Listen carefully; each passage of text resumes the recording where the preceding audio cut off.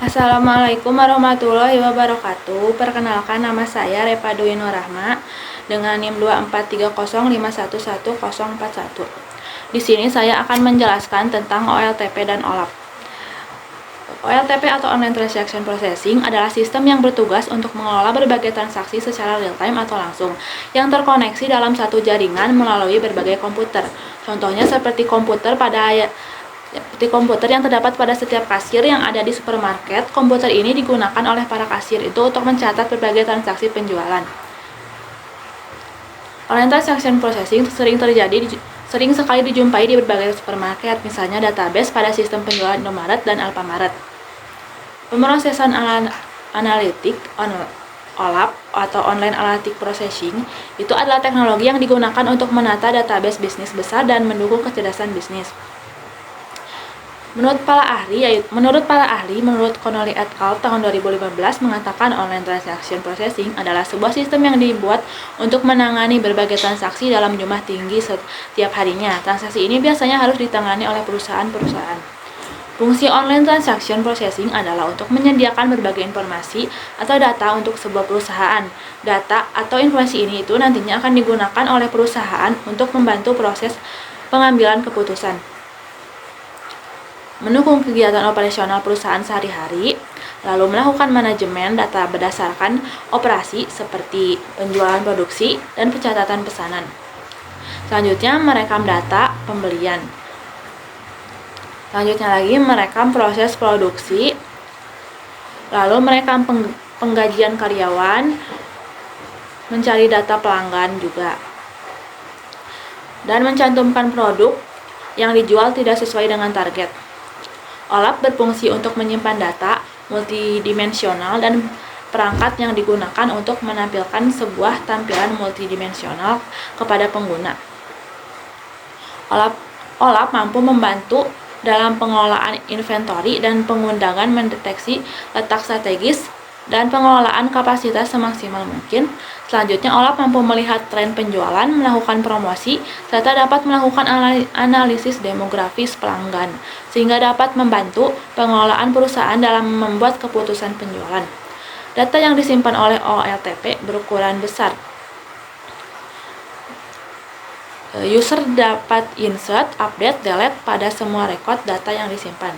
Query yang dilakukan oleh sistem Online Transaction Processing harus dapat dilakukan dengan cepat karena dalam setiap menitnya user selalu memperbarui data. Online Transaction Processing digunakan oleh banyak pengguna dalam waktu hampir bersamaan. Semua data yang terdapat pada OLTP merupakan hasil dari aktivitas atau transaksi bisnis para pengguna. Contoh diperluasnya, sebagai mahasiswa,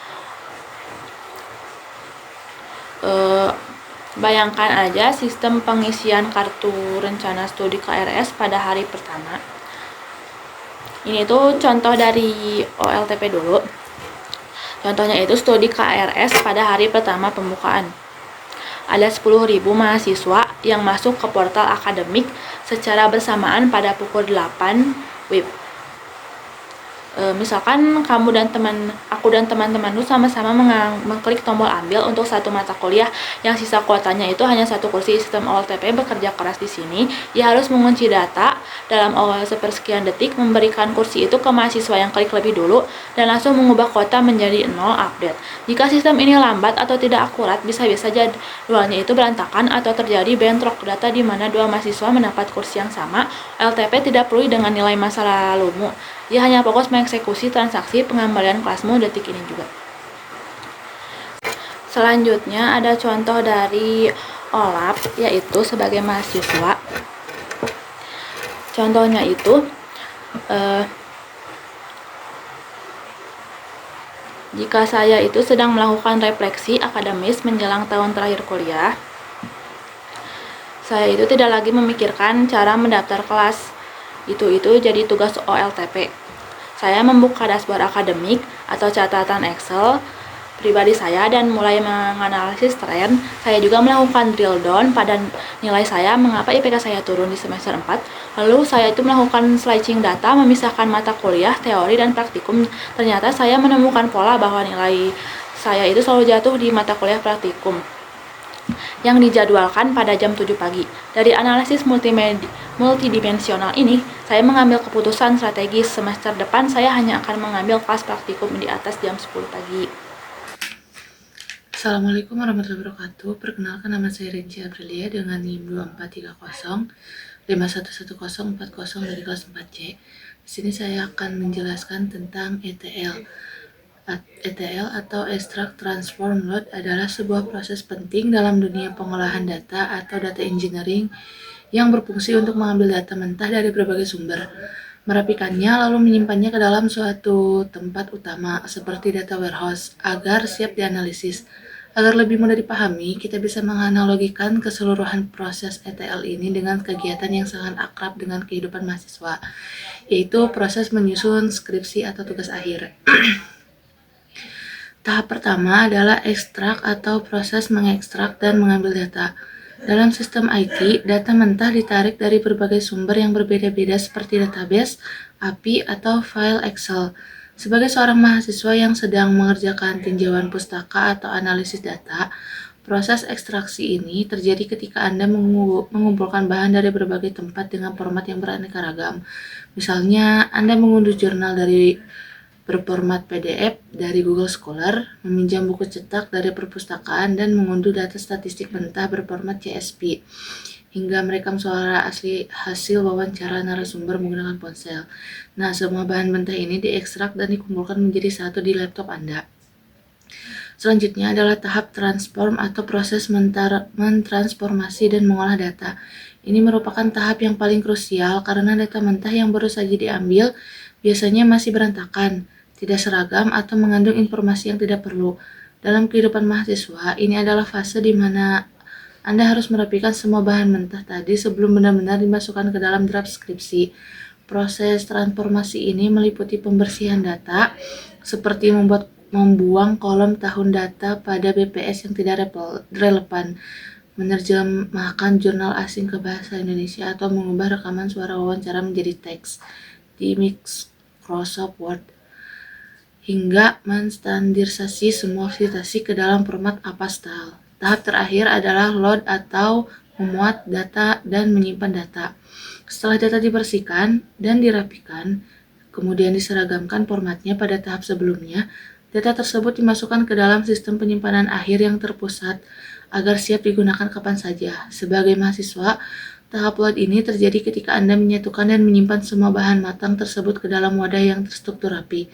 Contohnya, Anda memasukkan semua berkas dalam ke jurnal aplikasi manajemen referensi seperti Mendeley atau Zotero, serta mengunggah semua transkrip, data bersih, dan draft ke dalam folder Google Drive yang sudah dikelompokkan dengan rapi berdasarkan bab.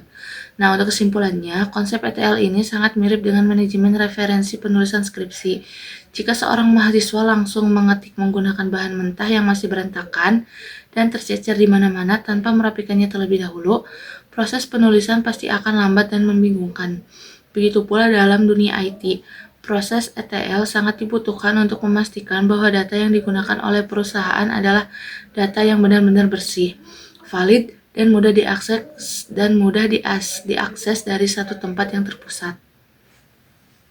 Assalamualaikum warahmatullahi wabarakatuh. Saya Raihan Ramadan dengan NIM 2430511036 dan rekan Saya Muhammad Dafamullah Fayas dengan NIM 2440511005. Oke, baik, di sini saya akan menjelaskan konsep data warehouse.